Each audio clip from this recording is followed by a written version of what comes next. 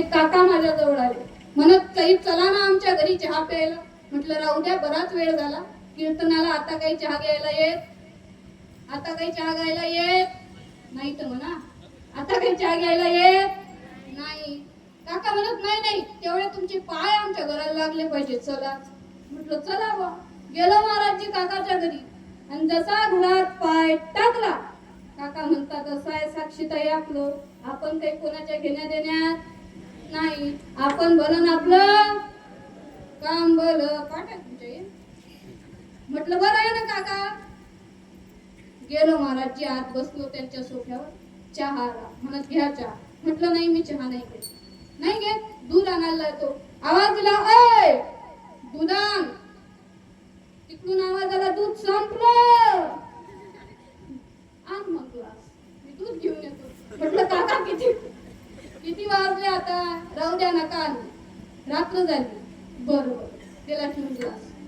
परत खाली बसले, आम्हाला म्हणतात असं आहे साक्षीताई आपलं, आपण काही कोणाच्या घेण्या देण्यात, आपण भरून आपलं. म्हटलं बरं आहे काका. पण मी विचारलं, म्हटलं काका आजी नाही दिसत. आजी म्हणत आजी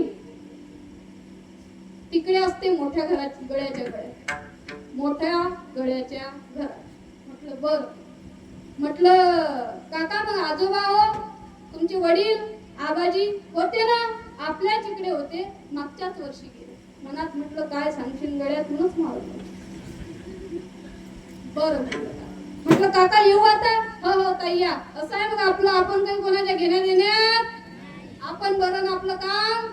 म्हटलं बर.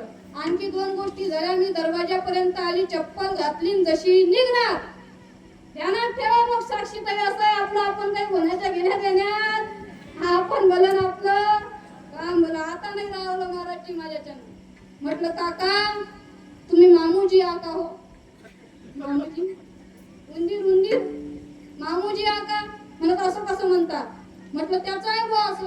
आता त्याचे लेकरं कपडे घालतात का, त्याचे लेकरं भांग करतात का, औषध घेतात का, तरी कपड्याच्या चिंध्या नयात नेते, तरी तुटेल कंगवा नयात नेते. तुमच्या इकडे नेत नाहीत वाटत, नेतात ना.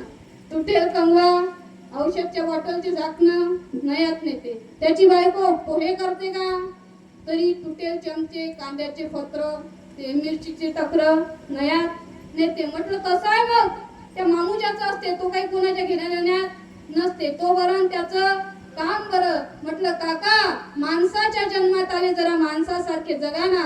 माणसाच्या जन्मात आल्यावर माणसानं विचार केला पाहिजे, एका तत्वानं आयुष्य जगलं पाहिजे. की ते लोक होते वेगळे, जे घाईत गेले पुढे, मी मात्र थांबून पाहतो मागे किती जण राहिले. सगळ्या लोकांना सोबत घेऊन जगण्याचं वर्म माणसाला कळालं पाहिजे महाराज. ज्यांना कळत नाही ते लोक स्वार्थी. विठ्ठल विठ्ठल.